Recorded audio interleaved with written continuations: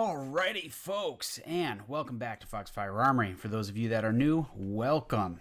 And today we're going to jump right into it here, and this is what we got. The first thing that we're going to touch on is the oil plant refinery or oil refinery plants that have been exploding, having fires, all sorts of stuff recently. And there's been a whole bunch last year, and there's a few that have happened now this year. And obviously, with everything going on with the diesel shortages, fuel prices, all that kind of stuff, this is all going to play into that. So the first one here that we have is a large explosion that happened in Taiwan.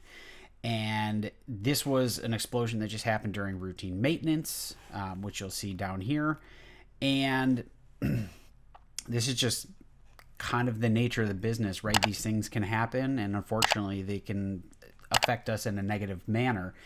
And this is going to be one of those situations where, with everything going on with the diesel and everything just in general with gasoline and oil refinery, this is just, it's just another huge hit to everything going on. And again, here you go, right? So it happened in the hydroeater. I'm assuming that's how you pronounce that, which basically does 40,000 barrels per day. So having this down, having the explosion is a massive detriment to their oil production. And on top of that, at least no one was hurt, so that's good. But we've seen a bunch of these now continued, and we're going to unfortunately probably see more here in the near future. The other thing to look out for, which is going to be obviously this situation where we have a refinery that's just idle, it's not doing anything, but they're essentially saying that it's at risk for a catastrophic explosion. And that's obviously not good, right? It was sold here back in 2021, and basically the owners are saying that it basically could fail at any time and be catastrophic here. So again, another oil refinery. Last one we got here is the Ohio refinery that ended up actually killing 2 people and completely shut down the plant. Now, obviously, this was back in September here, which you can see right here. And this refinery had the ability to produce 160 barrels of crude per day. And that has basically been shut down. Now, I was trying to look around. I didn't see if this had been reopened or not. But yeah,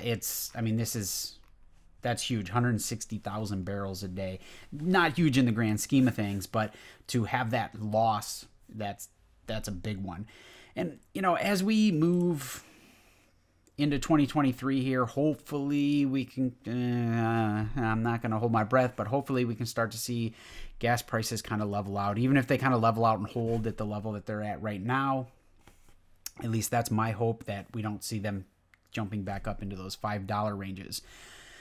But this is all stuff just to keep, on your radar as you're thinking about groceries, because, the diesel shortage, if we do get into a situation where very few people are able to get diesel, which if we get to the point to where I'm thinking we very well could, the only people who will be able to purchase diesel will be large trucking companies and so agriculture.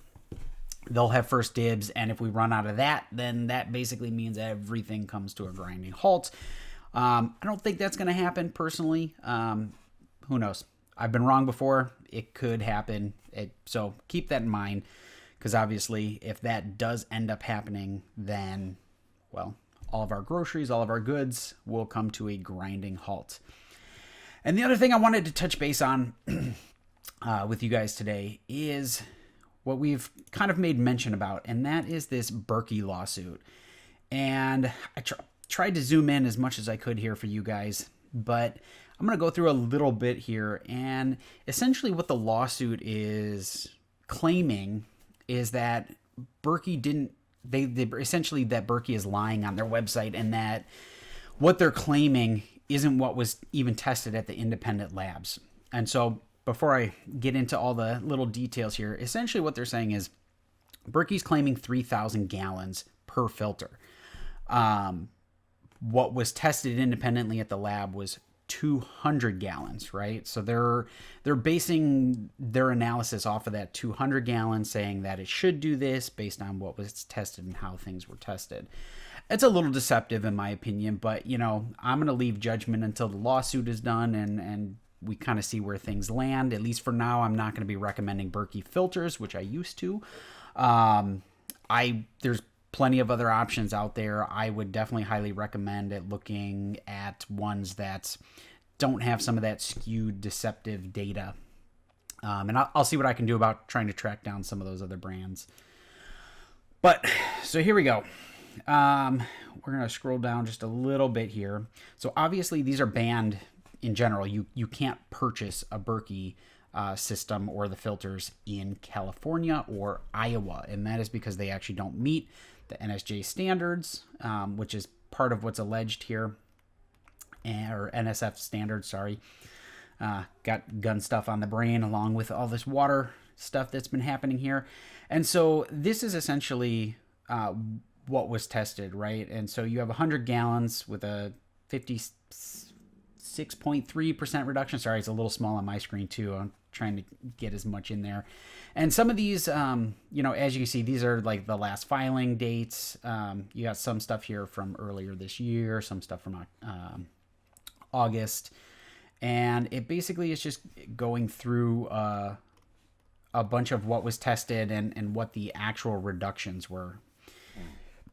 And this was the NSF standard, right? They tested 2 filters.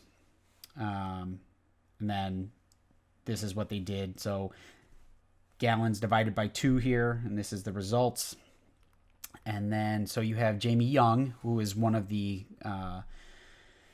people here who are part of the lawsuit, I believe.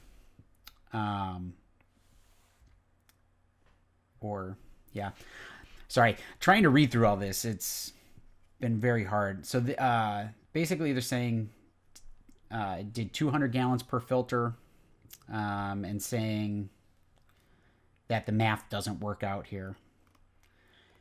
Then again, more. So they're saying basically based on what Berkey has stated and what people have been testing here is that there's somewhere in the neighborhood of a 49% discrepancy versus what Berkey's saying versus some of these labs, right? And so these are all just notes that are a part of the lawsuit.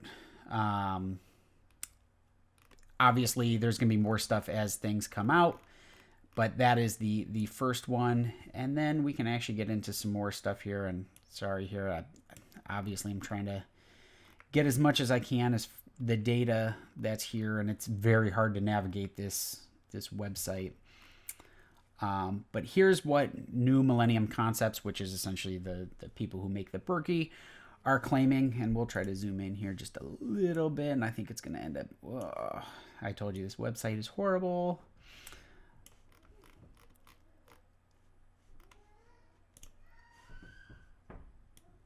Bear with me here while I try to zoom and pan and scroll so we can get this stuff for you guys. Now, this is really hard to see.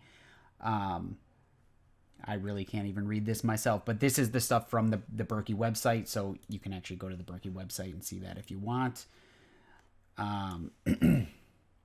But again, here we go, right? So what they're saying is they're saying that it removes from 1,000 gallons before needing to be replaced based off their calculation, but then you do the actual calculations and it's only 623 gallons.